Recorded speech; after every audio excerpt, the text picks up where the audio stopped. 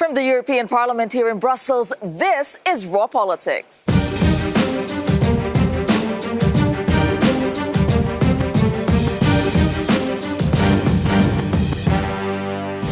Thank you for joining us tonight, and this is what we have for you on the menu. Star power. Bono rubs shoulders with political elites while we talk celebrity influence and star politicians. Ready for Russia? NATO launches one of its largest military exercises since the end of the Cold War. Political rats, the rodents threatening to infiltrate the mayoral campaign in Paris. No news, good news. Reading into Brexit silence as Barnier briefs the EU Commission. And in tonight's Raw Moment, did Donald Trump just float his daughter for UN ambassador? Well, it's time to meet our panel tonight. We have, of course, Darren McCaffrey, our political editor at Euronews. Darren, which of these stories do you like? Well, I think it has to be star power. They used to say that politics was show business for ugly people. Well, at the moment, you can't get away from celebrities in politics, whether it is Bono here today or indeed Donald Trump in the White House. But we'll talk about, I don't know, is it a good thing? Do we need more celebrities? Absolutely, but everybody did know Bono is in Brussels. All right, joining us tonight also is Esther Zalan. She's a reporter with the EU Observer covering populism and Brexit. Esther, which of the stories are you watching? I'm going to have to go with Brexit. I mean, even though there's no news today, it's always interesting to see what negotiators cook up as we enter the really final stage of the negotiations. I know, it's so interesting that there's no news today. And joining us also is Catherine Styler. She's a British MEP with the Alliance of Socialists and Democrats. Catherine, which one are you watching? I think Ivanka ambassador. I mean, who would have thought? You know, I think that, but then the unthinkable becomes the thinkable in the kind of politics that we're existing within today. So we'll have to watch that space. But exactly, you just never know. I just feels a bit uncomfortable, the nepotism, but we have to wait and see. Absolutely. All right, we have a lot to talk about tonight. Let's start with our top story. From poverty and hunger to the environment and peace. Bono is certainly no stranger to saving the world. But now the U2 frontman has a new cause, saving Europe. And today he was here in Brussels meeting with the presidents of the European Parliament. And while Africa development may have been the official reason, the future of Europe quickly dominated the discussion. As an artist, I think I probably have a role to play in romancing the idea of being a European and seeing it as something warm-blooded. Europe is a thought that needs to become a feeling, and I'm, as an artist, in the service of that. Well, Bono is just one of several stars to get political this week. In the UK, on Brexit, Sir Patrick Stewart of Star Trek fame said that he will play for people who want to attend the People's Vote March in London.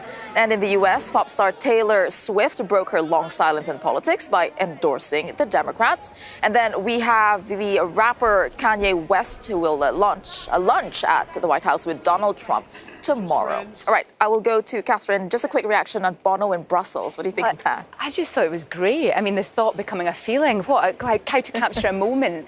And I think a lot of us are feeling that. We feel European, and being a Scot who voted to remain in a country that's leaving the EU, it captures that. So I think it was great he was here today. And you, Esther, do you think it was a good thing?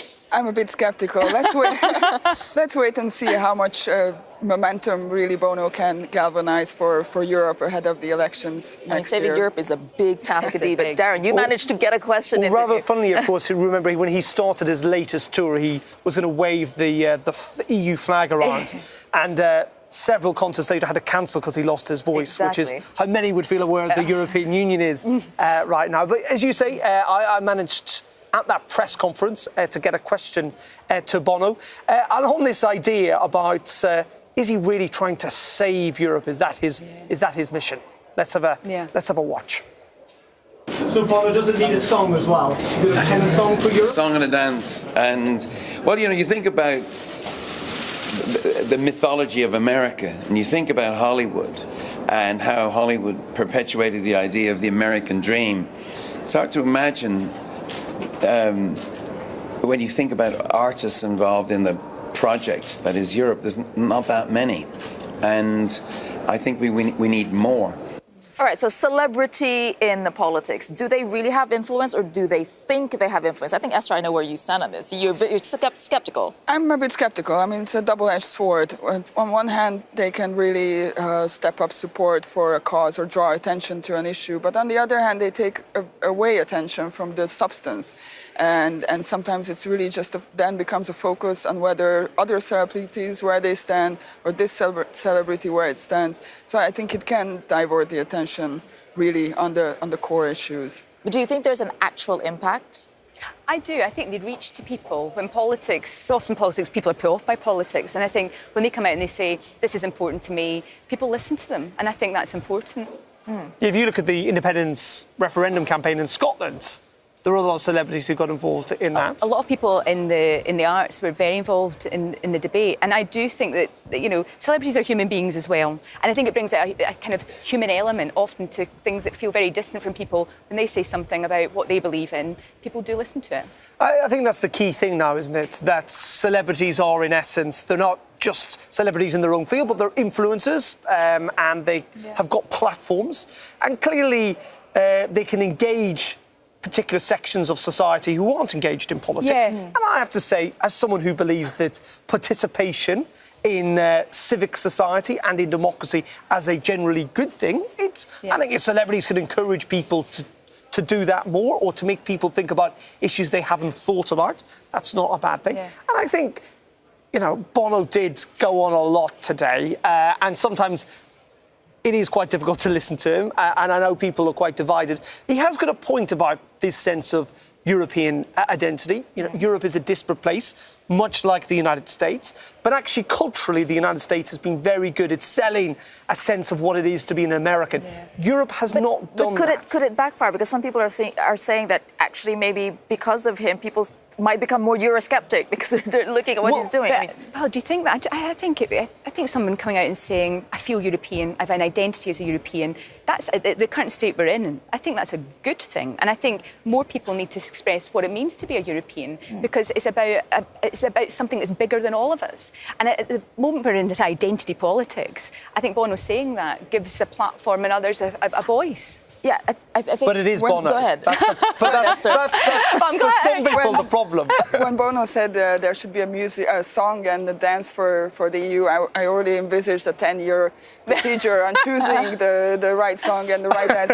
But I think, yes, that's important that you can connect to him and there is a personal feeling and attachment.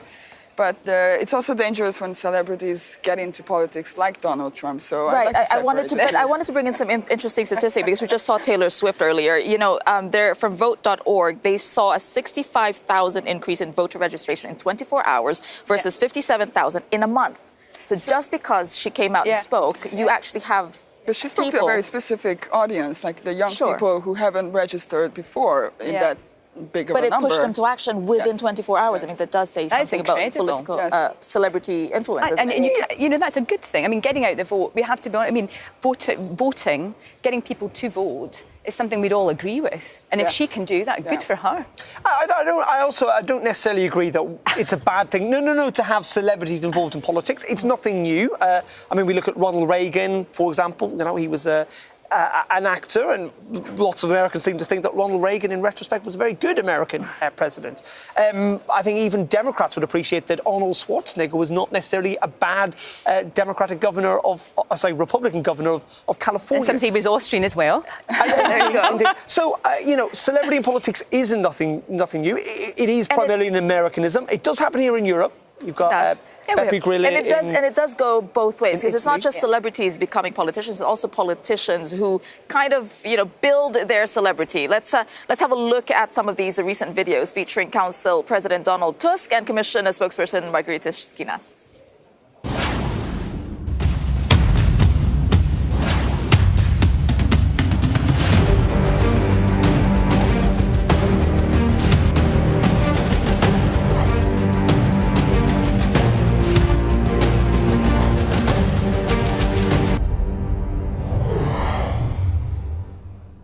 So starting in 3, 2, 1. Does Brexit means Brexit? Yes. Is the EU a safer place to live in than 4 years ago? Yes. Are we in a trade war? No. Is the future of Europe more Europe? That's a difficult one. We're done. There we go. You have a movie trailer, you have Skinas, they're having a bit of fun. I mean, why do you think they're doing this? Well, the EU has had a problem, an image problem for decades, and it's somehow difficult to engage people, citizens, with the European project, with the European identity. And I think these games and shows are sort of serving that purpose to try and get more involved. But do you think this? Some people are saying the cult of personality, it dumbs down the debate. Yeah, I think people need. We look at a really good example, Theresa May with her bizarre little dance last week. People feel that they need to be able to relate to politicians. And there has been a problem, particularly with European politicians, that Brussels seems a very long way away. They don't necessarily know who these people are, and they don't feel that they can relate to them. So any attempt, I think, by the European Union to try and show some form of personality, that these people are actually just real people, is a good thing. But you're right. What we've also seen, particularly with the rise of populism across Europe, is a sense of cult of personality around certain politicians. And we also see it with Donald Trump in the United States. That has got the potential to be quite worrying. Yeah, because we're talking about content versus image. Policy itself, would that be to the detriment of the debate itself? It would depend on how they're doing it. So I think with Taylor Swift, I think that was an excellent way of trying to get more people to vote. But other people, it's their intentions, isn't it? So hers was to get more people out to vote. Other people might be for more selfish reasons. So I think you can't put a blanket thing saying everyone's the same. I think it depends on the circumstances. It depends on the issue. I think all power to her for getting that vote out. And European Parliament elections are coming up. And they are. We need to think about that. You know, to see a bit more. I won't be standing, but I think that for our elections next year, I do think. Who would you say is the most famous MEP? Oh God, that's a really good question. I mean, it's true. Not even MEPs going to be the most famous MEPs. But it's true. I remember in my first Parliament, I sat next to Mario Soares, and I just felt this is a man of history. And yet, people back home might not have known who Mario Soares was as the first democratic elected president of Portugal. So for me, maybe as a political person, that was something. Let's talk about a man who's becoming a celebrity in his own right, I think. Europe's chief Brexit negotiator, Michel Barnier, briefed commissioners today on the state of negotiations. The update comes 1 week before European leaders gather in Brussels for the EU summit, and many hope to have a deal or at least break the deadlock by then. But there were few hints about progress today. Michel Barnier, our chief negotiator, briefed the college this morning on the latest state of play around the Article 50 negotiations with the United Kingdom.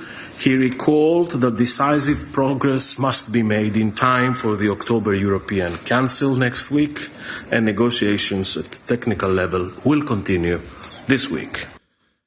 Michel Barnier and his team are working day and night to reach a deal, but we are not there yet.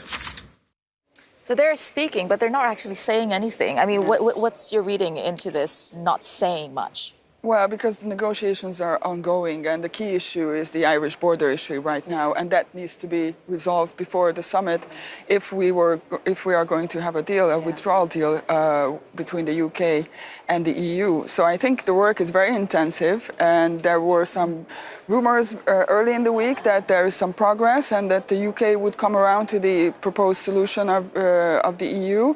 Now those voices are a bit more silent and reluctant, but let's see. As Barnier usually says, the clock is ticking, and we have the summit next week and one final chance next month in November at another summit. So work needs to be done. Normally we do get leaks. Do you think that we are actually much closer to a deal because no one wants to jinx it seems? I think we're at a very sensitive stage, hence why we've seen the choreography change quite a lot in the last couple of days. There was an expectation we were going to see new proposals published on the Irish border from the British, and an expectation that we get more detail on the future trade relationship from Michel Barnier published. Both those things have not happened. To a degree, because, as I say, negotiations are so sensitive. Look how things are so tricky, though. We have got the possibility now in these negotiations that in order to avoid a hard border or a border in the Irish Sea, that Theresa may get what she wanted, which is to keep the UK essentially inside the customs union. The European Union said they do not want that. They might give ground on that. But then, this afternoon, the DUP the people who hold the balance power at Westminster, have said that if Theresa May compromises on their red line, that Irish border in the Irish Sea, that they would vote down the UK budget at the end of this month. Essentially a massive blow to confidence. So it is this massive, Brussels is having to deal with London, but London's having to deal with what's happening in Parliament and the DUP, and Dublin has to be kept happy as well. It's incredibly. But there is a feeling that Theresa May is going to be the first one to blink. I mean, what is your assessment of this? I mean, I think every week it seems to change, or even daily it changes. I think that at Westminster, the politics around that, what happens with the Chequers deal, what happens when that comes to be voted upon. Yes, at a technical level, things are being negotiated, and there's two different things, the withdrawal agreement and the political declaration, and sometimes we just merge the two together. I think with the withdrawal agreement, it's 90% there, apart from the Irish border question. The political declaration is much more tricky because there's division within her cabinet, there's division within the government, there's division within the Parliament, and then it becomes all the politics of what's going on at Westminster. So it's a moving feast, and we just don't know. There are so many cogs moving in this. It's quite difficult for anyone, really. Even Michel Barnier, probably. Why he's up day and night, we're told, repeatedly. But the political declaration on the future relation is also held back as a sort of a trade-off with the Irish border issues to make Theresa May blink. I mean, I think we just gotta wait, I think, for that. All right, well, there's another story that we are watching tonight also. An American astronaut was forced to apologize this week after he quoted the former UK Prime Minister Winston Churchill. Alex Morgan and our team in the Cube have been following this story. Alex, what is this about? Tesa, Winston Churchill, a towering figure of the 20th century, seen in Great Britain and indeed around the world as the man who led the fight against Nazi Germany when it seemed the odds really were against Western Europe. But others have a different view. Now, let's bring you up the story here. This is Scott Kelly. He's a NASA astronaut, retired now, but this was his quote, quoting what he called one of the greatest leaders of modern times, Winston Churchill, in victory, magnanimity. I guess those days are over. Shortly after, though, he tweeted this. Did not mean to offend anyone by quoting Churchill. My apologies.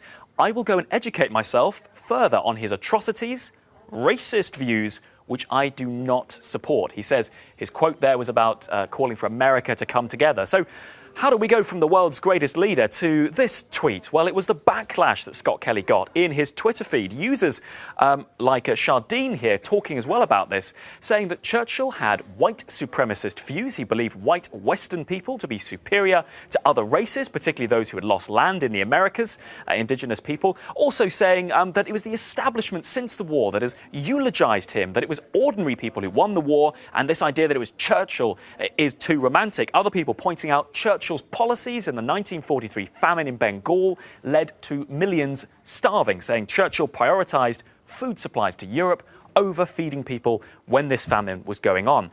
These arguments are complicated and historians are divided on them. But then the backlash against the backlash kicked off with the UK Foreign Secretary leading the charge, saying he couldn't disagree more. No one should ever apologise for quoting Churchill, says Jeremy Hunt. No human being did more to further democracy and freedom for everyone, respective of race, colour or creed, saying it was Churchill who was a leading man in defeating Hitler here. So what is this? Is this, as Jonathan Arnott's calling it here, revisionist history, saying, well, who can't we quote next? Abraham Lincoln? What, effectively saying here, this is a modern take. But other people disputing that, saying, as Dr. Louise Raw does, a UK historian, please, she says, for the love of God, white people dismissing critics of Churchill's flaws as being a scold, she's saying here, and using the argument, we're all flawed cliches, hugely undermines the pain still felt in regions like Bengal. So the argument goes on, and it's impossible to sum up in this time, but Scott Kelly certainly kicked off a debate I don't think he saw coming. All right, thank you for that, Alex and the Cube team. Indeed, a real, debate here. So, there are a lot of people from history that said things in the past that are considered politically incorrect today. So, is it correct to view those from today's lens? What do you think? Don't look at me first. This is so complicated. I know, it's complicated because, Catherine. I think what's happened here is that he's generally put up a quote and then people have attacked him, and he's reacted to that. Now, the thing is with Twitter, do you react to those things, and do you then, and that's, I think, his reaction then has led to more and more, and it's spiralled. I think when you quote somebody, I think every time that you use Twitter, you should always be But what about careful. political correctness, what do you think about though? Winston Churchill? But what I think about Winston Churchill is someone who isn't obviously from his political family. I think in the war, he was a leader. I think that the quote that he's used, I don't disagree with that quote. Yes, you can reflect on historical figures, and we can do that through this, who live by different means, that's true. But I think we have a building after Winston Churchill in the European. Are we saying we don't name that building anymore after him? I don't think so. So I think that he was right to quote him. And I think the reaction is good to have a debate, and it's good to expose that. I think that's important. But I think, in my opinion, I think he was a great leader. All right. Esther, what do you think? I think the political correctness, the lens that we're using. Yes, poor astronaut might want to think about staying in space after this. But I agree. I mean, Churchill was a great leader at the time of the war, and of course we need to have a discussion on other aspects of his life and policies. But it needs to be balanced, the discussion as well, not just a view. Yeah, and I still think, though, that Churchill's reputation does need to be challenged. You know, history is not written in stone. It is a constantly evolving thing. And we learn things about historical figures all the time that we thought we didn't know. And clearly, people view Winston Churchill in different ways, considering the experience that they may well have had. Now, it is not a surprise for Western Europeans. He is a war leader who freed them from the tyranny of Nazi or stopped the spread of Hitler. But, you know, Winston Churchill was not just the Prime Minister of the United Kingdom. He had a whole political career before that. And that's what I mean. He was a different person. He changed political parties. Indeed. And so it is perfectly fine and legitimate for people. Yeah, of course, you should be able to quote him. Yes. All right. Yes. I think we all agree with that. All right. Indeed. We have a lot more coming up on Raw Politics tonight. As Donald Trump loses a key ally at the United Nations, we ask what Nikki Haley's resignation means for Europe. Plus, to Russia with love, NATO sends a not-so-subtle message to Moscow with one of the largest military exercises since the Cold War. That's after the break.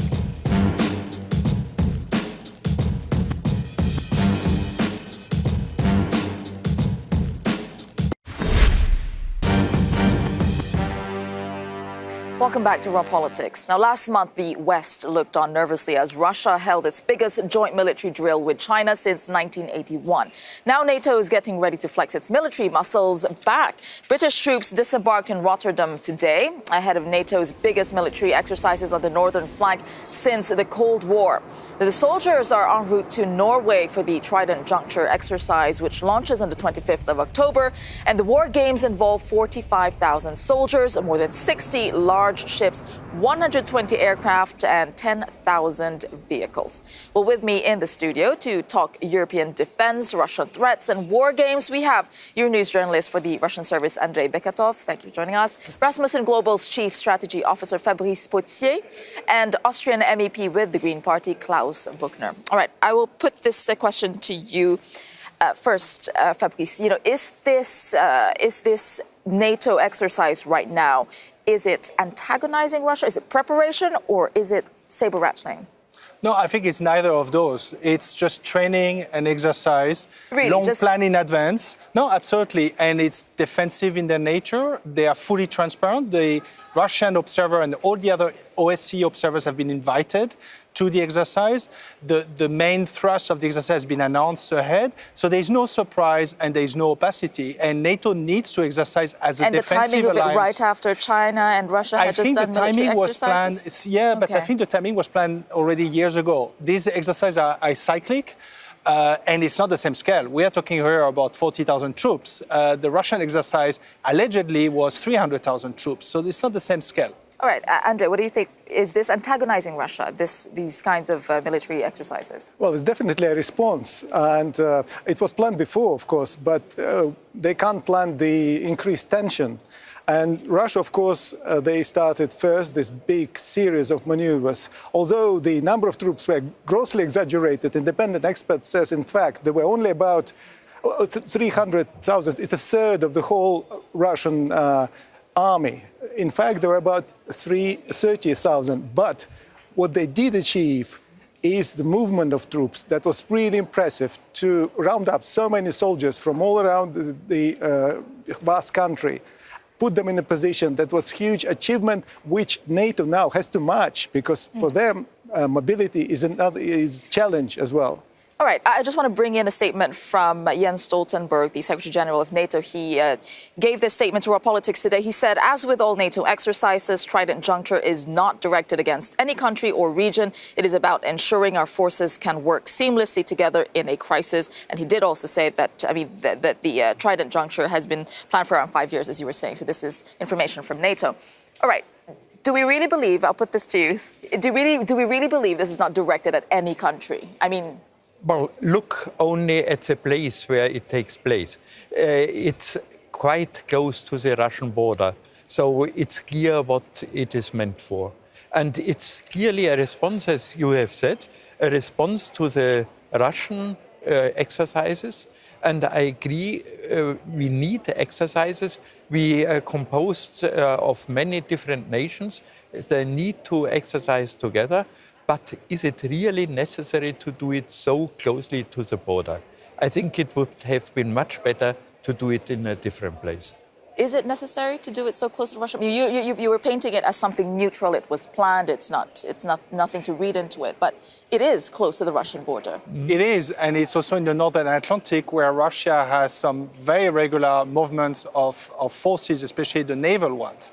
But I think we need to distinguish something. This is not an exercise that is against Russia, where Russia is taken explicitly as a target or as the adversary. But obviously, like any exercise, this is a signal. This is a message sent to Russia and to any other potential adversary saying, we will do what it takes to defend our territory. And Norway is part of the NATO territory. And the Northern Atlantic is considered as a strategic area for the security of the alliance between North America and Europe. So I think it's about sending a message that is an important message, but it's not an escalatory one. It's more defensive one saying we can defend our territory.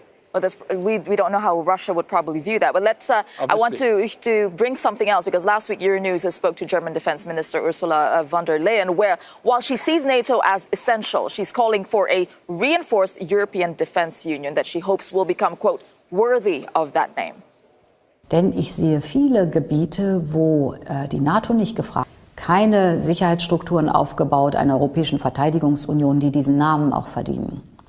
Das haben wir in den letzten 1,5 Jahren, da haben wir einen Riesensprung nach vorne gemacht. Wir haben die Strukturen, die lange im Lissabon-Vertrag geschlummert haben, jetzt aus der Taufe gehoben. Das heißt, wir haben einen Rechtsrahmen für die Europäische Verteidigungsunion. Wir haben einen gemeinsamen Planungsprozess, damit wir eine strategische Kultur auch entwickeln als Europäer. Wann setzen wir denn unsere Kräfte?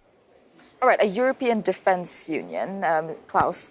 Is this really necessary for Europe to do? And isn't it dangerous? I mean, are we actually thinking of actual war, traditional war? Well, of course, you know the old Roman saying, si vis pacem para bellum. If you want peace, prepare for the war.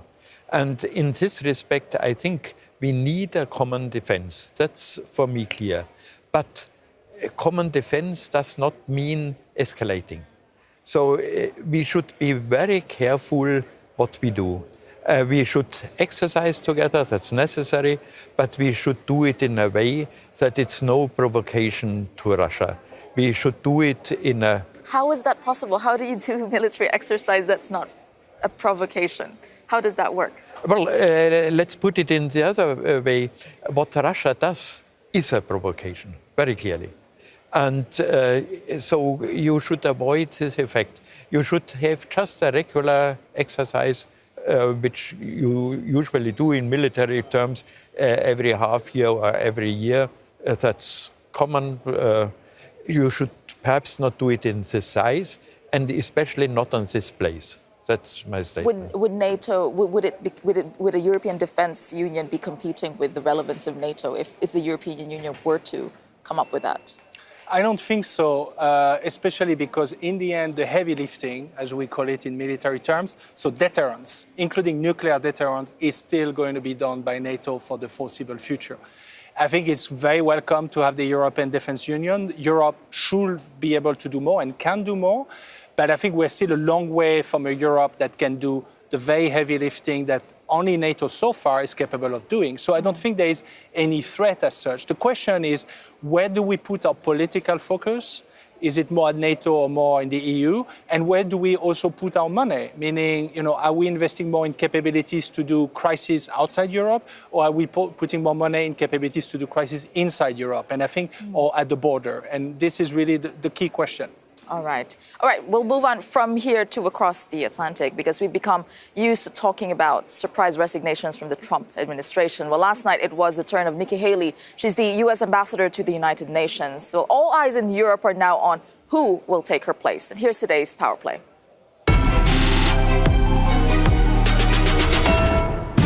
It was a blessing to go into the UN with body armor every day and defend America, but I will tell you that I think it's time. This, the moment Nikki Haley resigned as U.S. ambassador to the UN. A pat on the back from the president, but there's reportedly disappointment in the White House that Haley resigned just before the midterm elections. There was immediately speculation that she was planning to run for the top job in 2020, but she dismissed such suggestions. No, I'm not running for 2020. I can promise you what I'll be doing is campaigning for this one. 24 hours later, and the world and Europe is watching nervously to find out who will fill Haley's shoes. She took a strong stance against Russia. That earned plaudits from European leaders, including the British and French UN ambassadors, who have both tweeted their support for Haley. Dina Powell is a Goldman Sachs executive and former senior White House official. She's reportedly the top candidate. Also said to be in the frame is Richard Grenell, who's currently the U.S. ambassador to Germany and worked at the UN under the Bush administration. Okay, quickly, you were reacting saying that was well handled by Nikki Haley. Well, by both. And by both, because okay. I think it was a bit of a surprise, especially ahead of the midterms. And I think they both tried to save their face.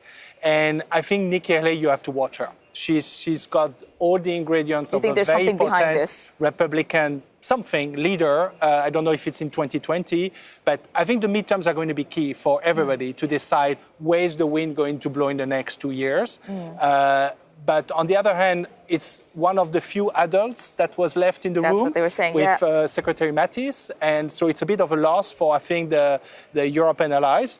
And it's a woman, and it mattered very much. So it sends a signal a bit of setback for Trump. Yeah, Klaus, quickly, what do you think? Observing from Europe, I mean, what does this mean for Europe? I agree very much with what you are saying.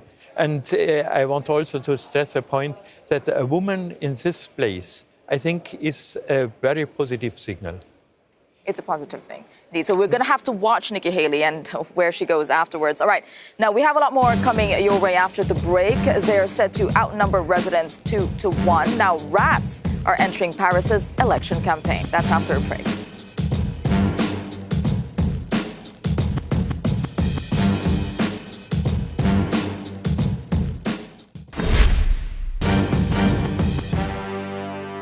Welcome back. Now, a three-way discussion on CO2 emissions targets is getting underway tonight between the European Commission, the Parliament and the Council. Yesterday, after 14 hours of grueling debate, environment ministers agreed the Council's position of a 35% CO2 reduction target. That's 5% more than the German minister wanted.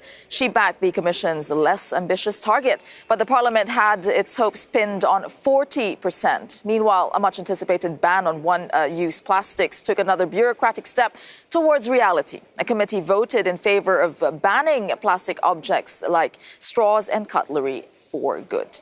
All right, joining me back is our editor, political editor, Darren McCaffrey. We have Esther Zalan, an EU Observer reporter, and we have Karl-Heinz Florenz, a German MEP from the EPP party. All right, let's take this because this conversation, it's been a very difficult 14 hours of debate. Let's take it to Germany because I think we have a very powerful lobby, automotive industry over there. I mean, this is really, the Germans didn't get exactly what they wanted. They wanted a lower target. Is Germany really the hindrance to any ambitious target for Europe in terms of the environment?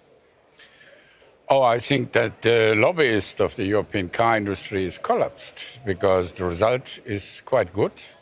And you will see after the negotiation in the next days, we will come maybe closer to 40%. I personally tabled an amendment for 40%. As a German member, it was not so easy, but We are not far away from that, and I think that is what we need. But do Germans care, German people, do they care about reduction targets? I mean, there's a love affair with cars there, there's economic dependence, and there's still on coal. I mean, do German people care? Oh, the German people on the street are not so interested in that. But the people? The people, yeah, but the German industry, certainly they are interested. But in the other way, if we see all our decisions in the last 10 years, 10 years ago, my friend said the car industry will collapse by 95%, 95% in the last for 8 years. And if you see now the value of the shares of the car industry, they are perfect. They never was such good as now. So the industry hasn't suffered one day. They make a lot of profit, and that's good. I like it. And you see that all the cars who are cleaner and cleaner are excellent to export in other countries. So we are in a good way. And this 5% reduction, the middle ground that they found, it took them so long to get here. Esther, what do you think of this compromise that they came up with? Well, I think it was a very interesting debate to look at, and I think what influenced many of the ministers' mind was several issues. The UN's report that came out recently on how fast... The dire warning. Yes, that climate change will happen faster and sooner than we anticipated, and we will have harsher consequences. Also, the technological competition with China, because China adapts to these new technologies, it seems faster. And also... the Dieselgate and the effort by the ministers to say something that we have learned from these mistakes and we will do better.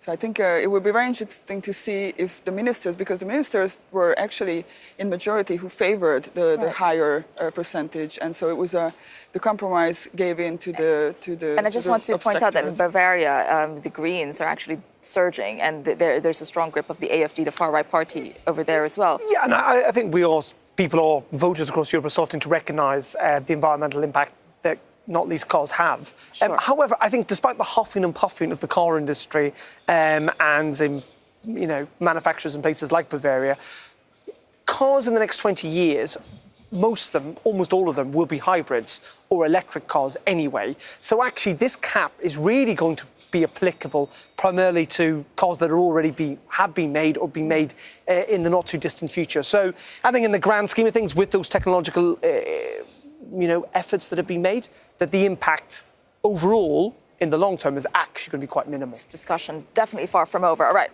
let's move on now to France, because while this may not be an environmental problem, it's certainly a sanitation issue. It seems rats have scurried their way into politics. Let's take a look.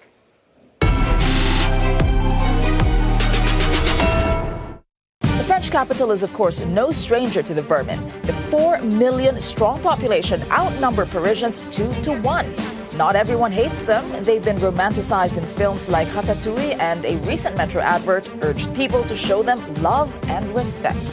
But for everyone else, they're pests. And some say Paris Mayor Anne Hidalgo is to blame. Her opponents say the infestation is a result of her poor record on public hygiene, and they've been quick to weaponize the issue ahead of the 2020 elections. One potential candidate, Geoffroy Boulard, has launched a rat hotline, a website, and a citizens brigade tasked with a rodent crackdown. One thing's for sure, anger over the infestation is at breaking point. Whoever can prove themselves to be the Pied Piper of Paris could be crowned mayor. Who hasn't seen a rat in Paris? And it sounds funny, but it's a serious problem, isn't it? I hate rats. It is 4 million rats. It clearly is an issue that I think Parisian authorities are going to have to deal with. It's got to do with infrastructure. It's got to do with the fact that there has been this recent explosion in the rat population. But it is playing its way into politics. I'm not entirely... I mean, that campaign on the metro system in Paris says, stop the massacre of rats. They're sensitive individuals who can feel emotions. And what's more important, they can eat 7 kilograms of trash per year. So, if you there are benefits then? I mean, there are benefits. It has definitely entered politics. All right, let's go to tonight's Raw moment. It's all about who will replace Nikki Haley, as we were talking about earlier. The soon-to-be former U.S. ambassador to the UN. How good would Ivanka be? The people that know, there's nothing to do with nepotism. But I want to tell you, the people that know that Ivanka would be dynamite. But, I'd then be accused of nepotism, if you can believe it, right? I mean, he seems to have been joking, but Ivanka Trump as ambassador to the UN. Yeah, worse enough. I think his whole life is a joke. But I think he lost any moral guidelines. And I'm 30 years in this house, and I saw a lot of things, but I didn't expect that I have to see in this time of years that such a crazy things are able to develop in the United States. Yeah. The policeman of the world is leading from such a person. It's a dramatic. I think almost he is almost preparing the ground. It feels like. I know. It feels like you never know what he's going to say next. Of course, I got accused of nepotism. Yeah, that's because it is nepotism. Exactly. But he's done crazier things. Let's all admit that. Is it possible? It's certainly possible. You were predicting that. You were predicting that it could possibly happen. Yes, he's definitely testing the ground for it. And oftentimes he just throws an idea and tests how it feels, and then he can do it. Exactly, seeing the reaction. Maybe the only people who work for Donald Trump are actually his family. Well, yes, watch this space. We'll be talking about that. All right, we'd like to hear your views. Thank you for watching us tonight. So do get in touch. I'm on Twitter @Tesa Arcilla. And you can follow @Euronews as well and use the hashtag #RawPolitics. Do have a good evening. Bye for now.